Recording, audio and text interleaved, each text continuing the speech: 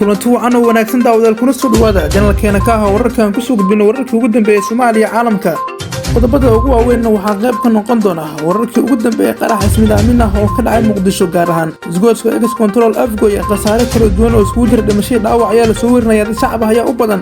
haddaba al-shabaab maxay ka tirsan dowladda federaalka oo culus ka soo saartay qaraxaas waan soo gudbin doonaa.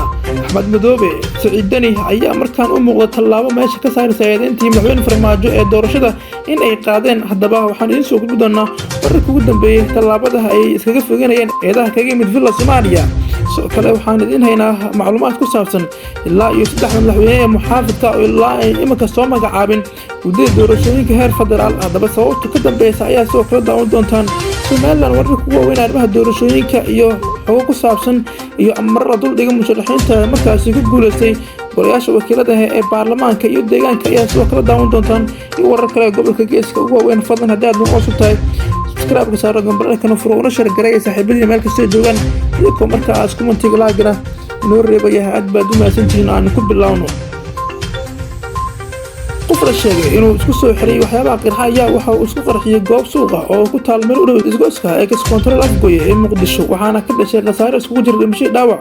goobjoogayaal ayaa waxa ay sheegeen in suuqa uu qarax ka dhacay lagu iibinayo hilibka malayga soo kan ay ku dhaweyd bolisteejo laga raaco gaadiidka dadweynaha ee aada dhinaca degmada Dharkeeley waxaana xilliga qaraxa uu ka dhacay ay goobta aad mashquul badan.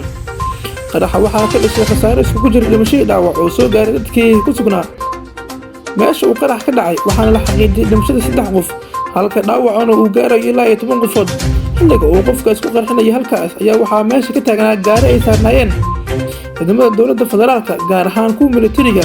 lama oga haddii uu qofka isqarxiyay bartilmaameedka uu soo ahaa ciidamada dowladda. meesha uu qarax ka dhacay waxaa gaaray ciidamo ka tirsan kuwa booliiska Soomaaliya waxaana la joojiyay socodka gaadiidka iyo dadweynaha ee isgoyska ex control afgoy oo markii horeba qayb ahaan u xirnaa sabab la xiriira dhismaha jidka Muqdisho iyo afgoy. al-shabaab ayaa waxa ay sheegtay mas'uuliyadda wararka waxaana ay sheegay in ay la bartilmaameedsadeen ciidamada ka tirsan dowladda federaalka Soomaaliya ayaguna sheegay in ay dileen saraakiil ciidan ka tirsan sida ay ku qoreen barooda internetka ay ku baahiyaan. waddooyinkii ugu dambeeyay Muqdisho waxaa ku soo badanayay dadka isqarxinaya ee ka tirsan al-shabaab kadib markii ay ciidamada dowladda federaalka ay si weyn uga hortageen gawaarida qaraxyada lagu furin jiray ee soo gali jiray magaalada Muqdisho.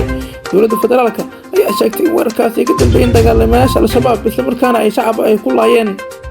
qaybtii hore ayaa daawanaysan saaxiibayaal markaana madaxweynayaasha maamulada Puntland iyo Jubbaland ayaa noqday maamuladii u horeeyay ee soo magacaabay xubnihii guddida doorashooyinka maalmo kadib markii magaalada Muqdisho lagu soo heshiiskii doorasho. tallaabada ay qaadeen labada madaxweyne ayaa noqonaysa mid meesha ka saaraysa eedayntii Farmaajo ahayd in madaxda Puntland iyo Jubbaland ay diideen in dalka uu wada doorasho. Madoobe ayaa koodii bishan soo gudbiyay xafiiska wasaare Maxamed Xuseen Rooble Jubbaland xubnaha ugu mid noqonaya guddida doorashooyinka heer federaal heer dowlad goboleed iyo xalinta khilaafaadka. xubnaha Axmed Madoobe magacaabay ayaa waxaa lagu sheegay tirada ilaa 12 qofood guddida doorashada oo ku matali doona Jubbaland kuwaas oo uu sheegay in uu magacaabistooda uu cuskaday la tasho uu sameeyay iyo fulinta heshiiska 12 September. sidoo kale xafiiska madaxweynaha maamulka Puntland wareegtay soo baxday 2 bishan ayaa waxa uu ku magacaabay xubnaha guddida doorashooyinka heer federaal iyo heer dowlad goboleed iyo xalinta khilaafaadka ee maamulka Puntland ku matali doona. warqadan uu madaxweyne Saciid Dani ku soo magacaabay xubnaha ayaa lagu socodsiiyay xafiiska wasaare Rooble iyadoo markaas uu cadeeyay in ogaansho ay ka haysto xafiiska madaxweynaha waqtigiisa dhamaaday Farmaajo.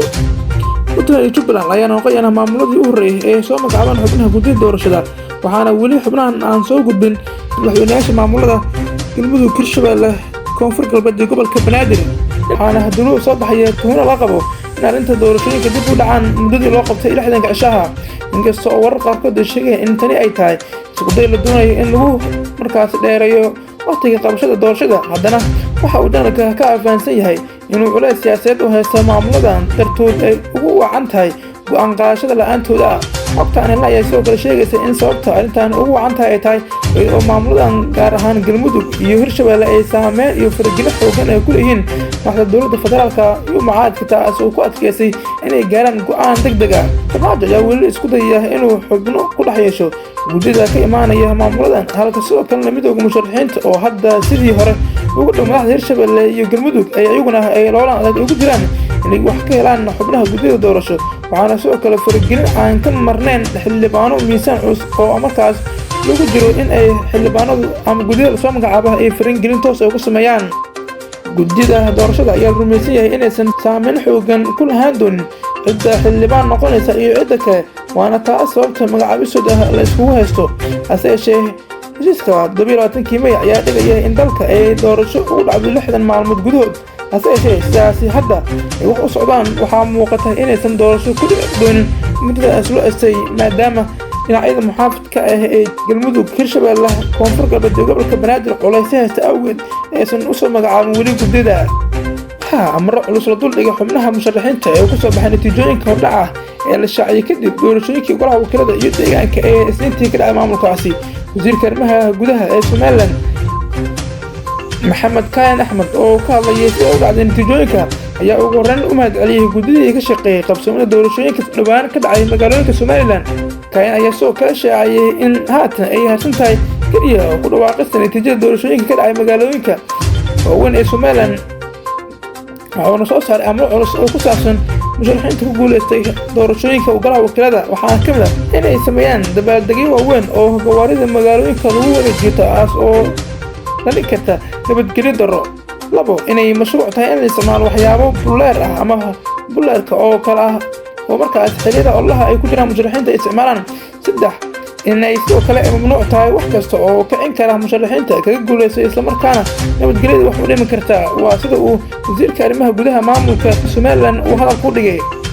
go'aankan ayaa sidoo kale ku soo aadaya iyadoo saaka magaalada Gabiley ay dad careysan doorashadii wadbax ay ka dhigeen magaaladaas kadib markii uu doorashada deegaankaasi ku soo bixi waayay musharaxii xisbiga u cid ee ka sharaxnaa deegaankaasi.